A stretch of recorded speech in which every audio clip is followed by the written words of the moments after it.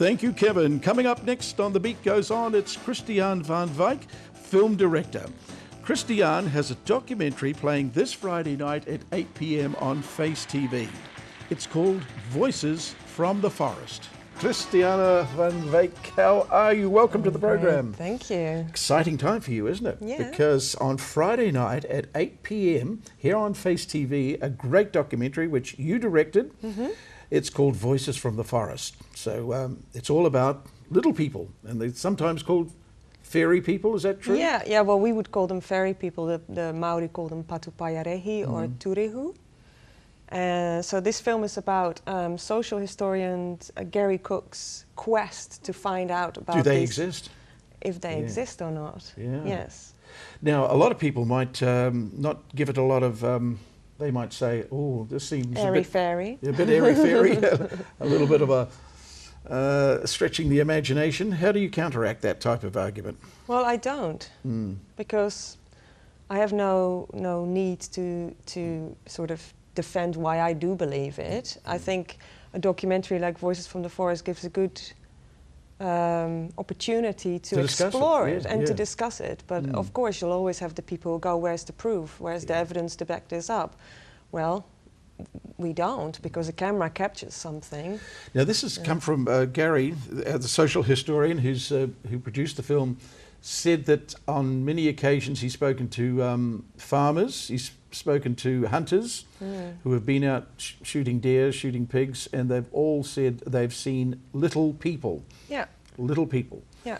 And but a lot of them don't come forward because they can be ridiculed for it, you see. But he said, well, let's investigate this, because there could be something in it. And some of the interviewees didn't want to be interviewed because they said, no, I don't want to, you know, be ostracized by the locals after I come out with this. And some of them would then phone up later saying, actually, I've changed my mind. I think this should come out. Yeah. So it's all based on the fact that they were here before the Maori arrived, and when the Maori arrived, they pushed them inland and they retreated deep into the forest. Yeah, we don't talk about that so much in the film because we don't know that. We're just exploring, you know, who they are, what they are, if they are still around. Not so much what the role of the Maori was. So it's the same sort of quest as UFOs, unidentified flying objects? I guess so, yeah. Unidentified running people.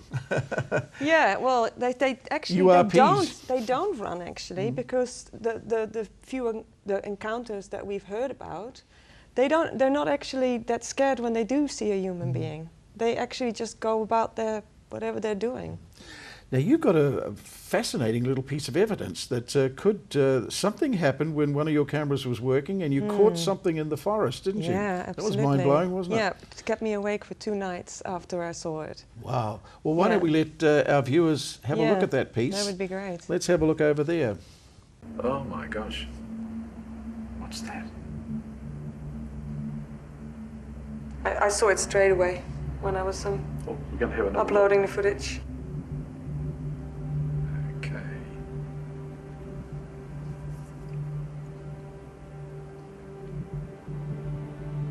Okay, and watch the zoom in, Gary. That's a lot more detail. You see that? Oh my God.